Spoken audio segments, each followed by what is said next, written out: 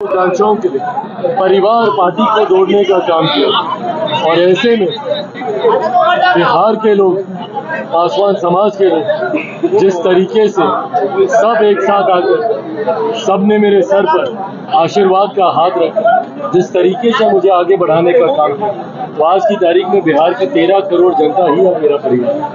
Sir, आपने कहा कि जब पिताजी का निधन हुआ तो आपकी माँ और नानी को परिवार से निकाल दिया गया, उस स्थिति में लोगों ने निकाला था, उन्हीं पार्टी के साथ आपकी भाई ये बहुत ब्लैक एंड व्हाइट तरीके से आप बोल रहे हैं कि जिन लोगों ने निकाला, किनकी वजह से निकाला गया था, महत्वपूर्ण ये सवाल है। उस वक्त कौन लोग थे जो उस गठबंधन में थे, जिनको हमने तीसरे नंबर की पार्टी बनाया, जिनके राष्ट्रीय अध्यक्ष चिराग मॉडल का जिक्र करते नहीं थकते थे। उन लोगों के द्वारा क्या षड्यंत्र रचे गए, किस तरीके से केंद्र को ब्लैकमेल किया गया कि अगर आप चिराग को नहीं निकाले, चिराग का घर नहीं खाली करें। तो ऐसे में भैया मुख्यमंत्री नीतीश कुमार जी जो पर्दे के पीछे रहकर जिन्होंने ये पूरा षड्यंत्र रचा परिवार को तोड़ने का, पार्टी को तोड़ने का। बहरहाल मेरी लड़ाई कोई घर परिवार को लेकर नहीं, मेरे उद्देश्य बड़े हैं। मैं छोटी बातों में अपना समय ना व्यर्थ करूंगा, ना अपना ध्यान उस पर केंद्रित करूंगा। मेरा लक्ष्य बिहार को फर्स्ट और बिहारियों को फर्स्ट बनाना है, उस उद्देश्य के साथ बिहार का सबसे जरूरी मुद्दा जो है शिक्षक नीति को लेकर है, और शिक्षक नीति में जीतन राम मांझी ने बोला है कि यूपी में राम से विधानसभा क्षेत्र है जहाँ नीतीश कुमार अपने उम्मीदवार को उतारने जा रहे हैं, उसको सारी चीजों को लेकर ज्यादा विद्यार्थी यूपीओं को लिया गया है और बिहार के विद्यार्थियों को ठगा गया है। देखिए भाई, जिस तरीके से धांधली इस यूपी में हो रही है, this is like an open secret. हर किसी को पता है कि कैसे बैकडोर एंट्री की जा रही है, कैसे बैकडोर चैनल किया जा रहा है। मेरे मुख्यमंत्री की बड़ी महत्वाकांक्षाएं हैं, प्रधानमंत्री बनने के वो सपने देख रहे हैं।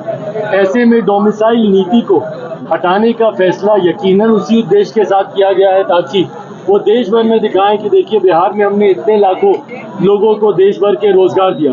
जो मुख्यमंत्री बिहार में बिहारियों को रोजगार नहीं दे पा रहे, वो देश भर में रोजगार का ड्रामा दिखाने का प्रयास कर रहे हैं कि बिहार में हम लोगों ने देश भर से इतने लोगों को रोजगार देने का काम किया।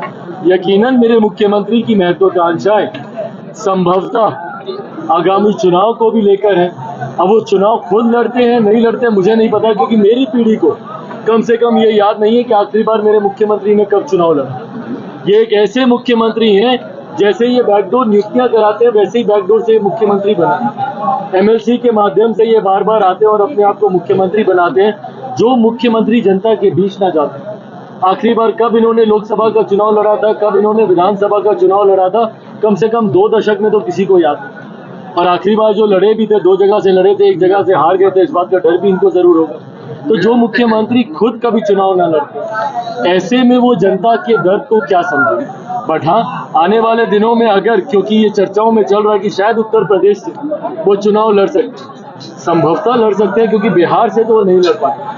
बिहार में उनको पता है कि कोई सीट ऐसी नहीं है, इंक्लूडिंग नालंदा उनका अपना गृह जिला, उनको पता है कि वो वहां से भी अगर वो जाकर चुनाव लड़ेंगे तब भी उनकी जमानत जब्त होगी। तो जो बिहार की जनता ने जिनको नकार दिया हो, तीसरे नंबर की पार्टी बना दिया हो, वो विकल्प बाकी राज्यों में तलाश करने का प्रयास जरूर कर रहे हैं। क्या मानते हैं कि शिक्षक बहाली को धांधली हुई है? बिल्कुल धांधली हुई है, लेन देन हुआ। जो मुख्यमंत्री बोलते हैं जीरो टॉलरेंस है हमारा करप्शन को लेके, इस मुख्यमंत्री से ज्यादा शायद ही किसी और ने करप्शन को टॉलरेट किया।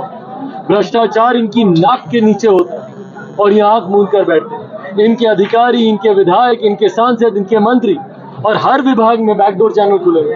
अगर आपके पास पैरवी है, अगर आपके पास पहुंच है और अगर आपके पास पैसा है तो आपको नौकरी मिल जाए। और अगर ये 3 चीजें अगर आपके पास नहीं है तो आप लाख काबिल हैं। आप जाके देख लीजिए कैसे कैसे लोगों की भर्ती होती है। संभवतः कई तो उसमें से ऐसे हैं जिनको सिग्नेचर तक करना नहीं आता, उन लोगों को नियुक्त किया गया। अपने ही बेंचमार्क से बेहतर जिनके आए हुए हैं उन लोग को ये लोग नहीं ले रहे, और जिनके बिलो द मार्किंग उनके पॉइंट्स हैं उनको ये लोग एकोमोडेट कर रहे हैं। तो ये दर्शाता है कि सबसे बड़ा भ्रष्टाचार मुख्यमंत्री नीतीश कुमार जी के शासनकाल में ही हुआ। क्या छात्रों के साथ आपकी पार्टी रहेगी?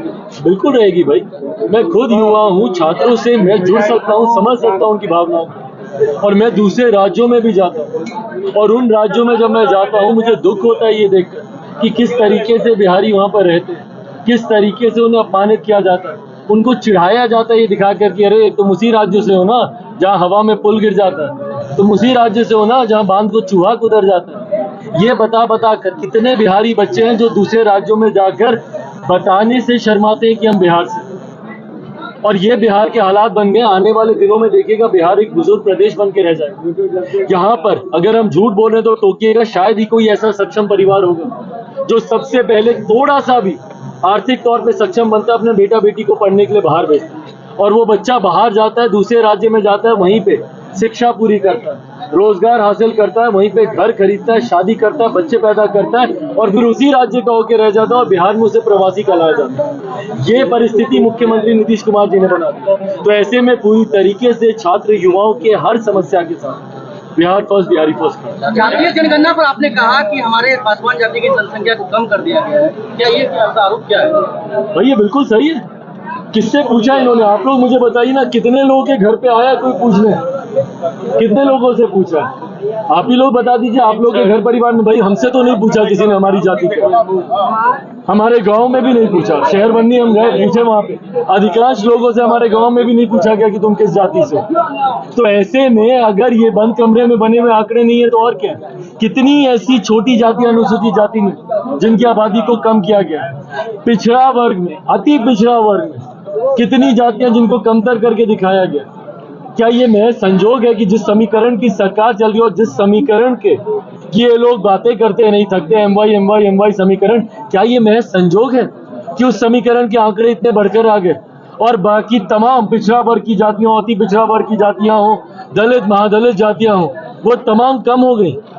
भाई 1931 के जो आंकड़े थे उसी को तो थोड़ा बहुत उसकी एवरेजिंग करके आपने इस जनगणना को पेश कर दिया। ये बंद कमरे में बनाए हुए आंकड़े हैं और कुछ नहीं। धन्यवाद सर।